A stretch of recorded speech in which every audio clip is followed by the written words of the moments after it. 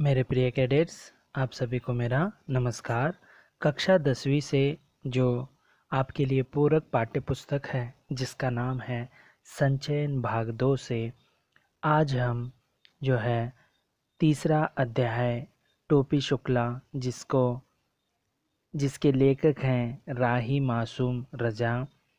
और जहाँ तक यहाँ पर जो है एक दो धर्मों के बीच का जो दोस्ती है और जो यहाँ पर टोपी शुक्ला एक जो बालक है उसके बारे में यहाँ पर विस्तृत अध्ययन किया गया है। यहाँ पर राही मासूम रजा जो है एक तो इप्फन के बारे में बताते हैं। उनका जो परिवार है, उनके जो पिताजी कलेक्टर थे और उनके घर में दादी रहती थी जो पहले काफिरों के जो है देश में पैदा होकर जो है लखनऊ उसे दिया गया था। वो पूर्वी हिंदी बोलती थी, तो वहाँ पर थोड़े गवार भाषा भी वहाँ पर होता था और इसे जो है टोपी शुक्ला और इप्पन दोनों ही पसंद करते थे। हालांकि यहाँ पर जो है और राम दुलारी यानी टोपी शुक्ला के पिताजी राम दुलारी, उनकी एक दादी थी जो सुभद्रा देवी, जो उनकी दादी है। और टोपी शुक्ला उनके घर जाया करता था इप्पन के और दादी से कहानियाँ सुनकर आता था। एक दिन टोपी शुक्ला जब खाने जो है मेज़ पर बैठा था तो सभी परिवार के साथ, तो वहाँ पर जो शब्द सीख कर आए थे उन शब्द में जो भरता अच्छा लगने पर बैंगन का, अम्मी मुझे भरता चाहिए, ऐसे कहने पर जो है सुभद्रा देवी भड़क उठती है, वह गुस्सा हो जाती है। ऐसे गवार भाषा कहाँ से सीखा और अपने बेटे राम दुलारी से वह जो है बरस पड़ी उस पर।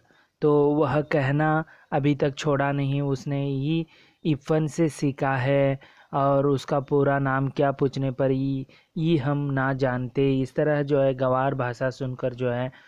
और इसी बीच जो है पिताजी राम दुलारी उसे बहुत सारा पीटते हैं और इसी बीच जो है यह सारी बातें जो है वह इप्पन को ही बताता है। माँ उससे बात नहीं करती थी टोपी शुक्ला, और पिताजी डांटते थे। सुभद्रा देवी जो है वह हमेशा रीति रिवाज पर है, बड़ा भाई उसका जो है वह हमेशा इसे फंसाने में लगा रहता है, छोटा भाई जो है इसके काफियाँ फाड़ता रहता है। तो इप्पन ही ऐसा मित्र था, सो वहाँ सब कुछ बताता था। इसी बीच जो है वह बात करते हैं कि अपनी दादी और तुम्हारी दादी जो है यहाँ पर परस्पर चेंज जो है बदलाव करने की बात कहता है, लेकिन इप्पन कहता है कि वे मेरे पिताजी को बुरा लगेगा क्योंकि वे उनके माँ भी हैं। तो इसी बीच जो है ऐसे बात करते समय जो है वहाँ पर वहाँ पर नौकर आता है इप्पन का और कहता है कि दादी उनकी चल बसी है। तो इसी बीच जो है वह बहुत रोता है, दुखित होता है। तो उसी बीच जो सांत्वना देते हुए टोपी शुक्ला कहता है कि काश तुम्हारी दादी के जगह मेरी दादी जो है मर जाती तो बहुत अच्छा होता। तो इसको जो इप्पन ने कोई जवाब नहीं दिया, उसे इस बात का जवाब आता ही नहीं था। दोनों दोस्त चुपचाप रोने लगे थे। टोपी शुक्ला भी बहुत पसंद करते थे इप्पन के दादी को, उनकी कहानियाँ सुनने को, और इप्पन तो वे भी उनके साथ ही बात करता था और कहानियाँ सुनता था। तो यहाँ तक हो गया था। चलिए अब आगे क्या होता है हम देखेंगे। तो दोनों रोते बैठे हुए हैं, आगे किस तरह वे बढ़ते हैं उसे अब हम देखेंगे।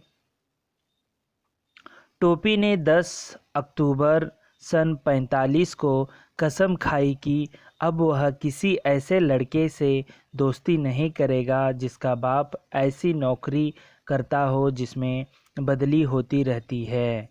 टोपी ने जो है ऐसी नौकरी को वह जो पिताजी की जो है तबादले पर तबादला होता है, वह ऐसी नौकरी नहीं करने की बात जो है टोपी शुक्ला यहाँ पर कसम लेते हैं।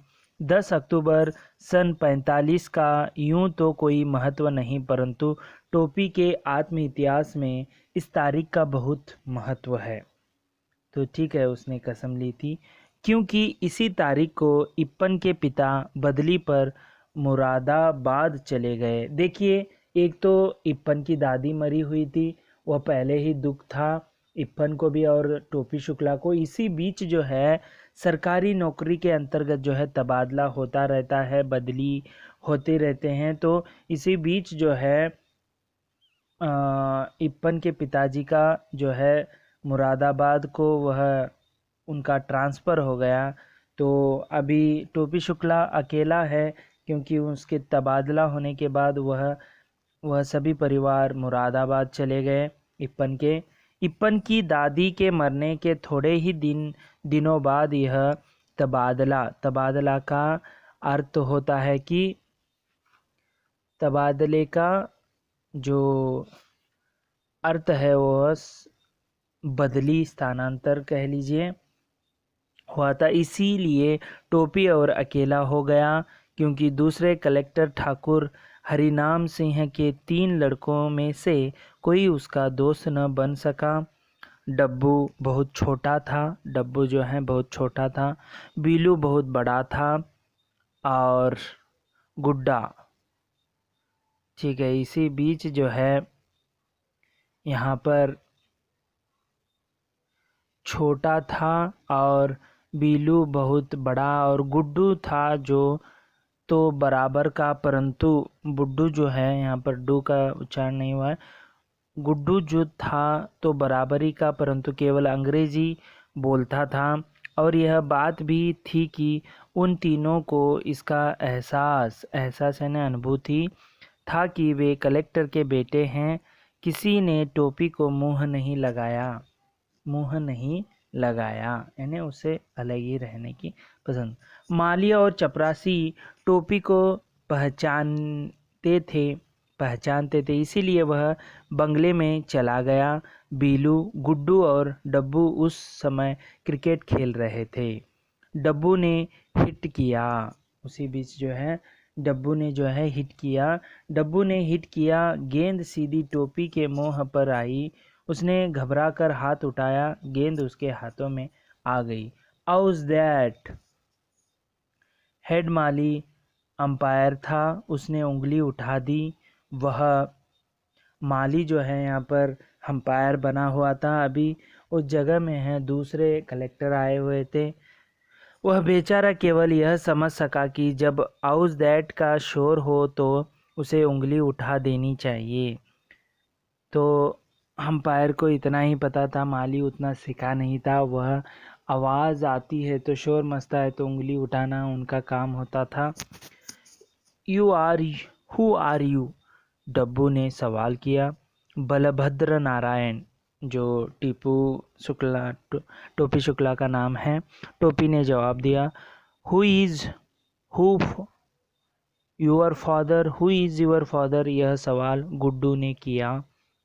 देखिए, यहाँ पर क्रिकेट जो है खेलते समय यहाँ पर टोपी शुक्ला गलती से उसके चेहरे पर लगने वाला था तो वह कैच पकड़ लेता है। तो यहाँ पर सभी सवाल कर रहे हैं। भृगु नारायण उनके पिताजी का नाम ऐसे बताता है।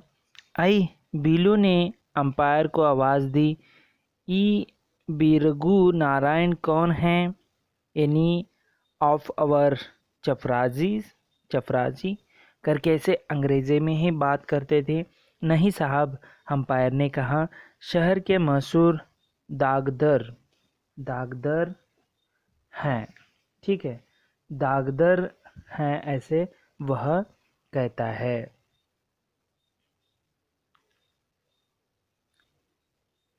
You mean doctor? डब्बू ने सवाल किया। तो अंग्रेजी में ही बात करते जा रहे हैं। Yes sir.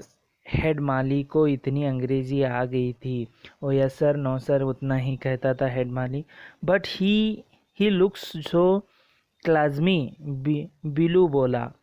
तो बहुत यह अलग ही लगता है, ये टोपी अकड़ गया। तनी जबनिया संभाल के बोलो। इसे गुस्सा आ गया ऐसे बोलने पर। टोपी शुक्ला को एक लपड़ में नाच लगियो, यानी एक थप्पड़ मारोगे तो नाचने लगोगे, ऐसे कहता। हु यू, बिल्लू ने हाथ चला दिया। हु यू कहते हुए उसे हाथ चला दिया। टोपी लुढ़क गया, यानी गिर गया। फिर वह गालियां बकता हुआ उठा। तो गुस्सा आने के बावजूद वह गालियां देते हुए उठ गया।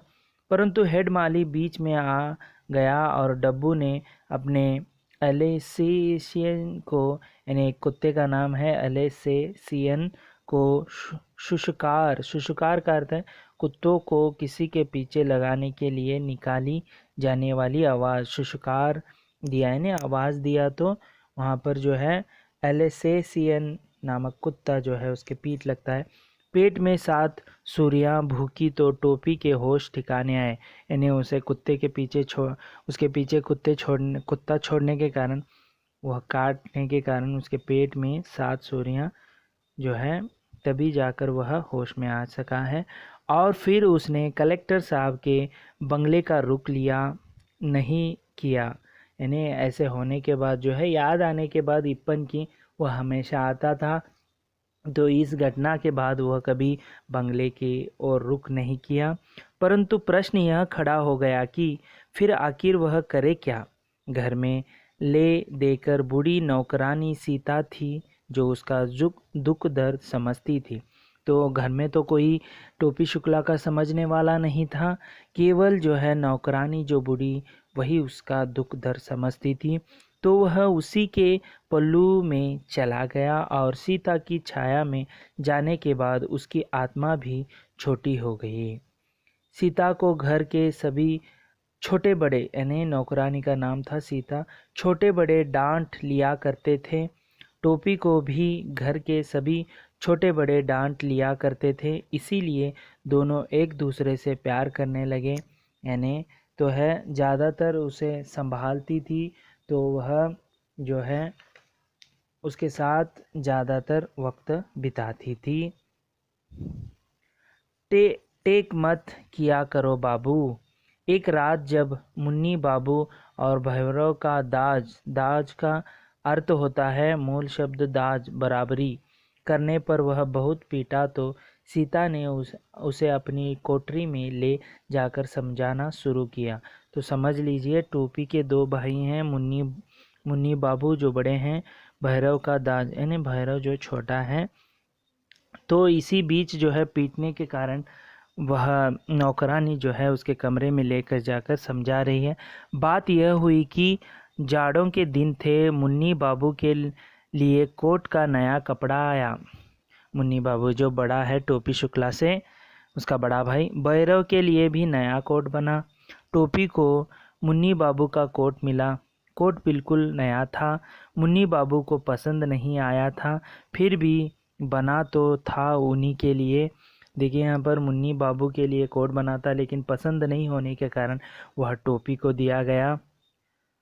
टोपी ने वह कोट उसी वक्त दूसरी नौकरानी केतकी के बेटे को दे दिया। और एक नौकरानी थी तो उसके बेटे को दे दिया। गुस्सा आकर वह खुश हो गया। नौकरानी के बच्चे को दे दी जाने वाली चीज़ वापस तो ली नहीं जा सकती थी, यानी तुरंत ही वह उसे दे दिया नौकरानी के बेटे को, तो वह फिर से वापस कैसे लिया जाए ऐसे। इसीलिए तय हुआ कि टोपी जाड़ा खाए ऐसे वहाँ पर क्या कहा गया। तो इसी बीच जो है, तो आगे बात बढ़ती है। हम जाड़ा ओड़ा ना खाएंगे, बात खाएंगे, टोपी ने कहा। तो अभी बहस शुरू हो गई है बड़े भाई और उनके बीच। तुम जूते खाओगे, सुभद्रा देवी बोली।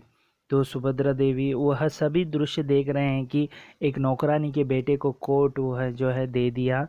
आपको यह ना मालूम कि जूता खाए ना जात पहना जात है।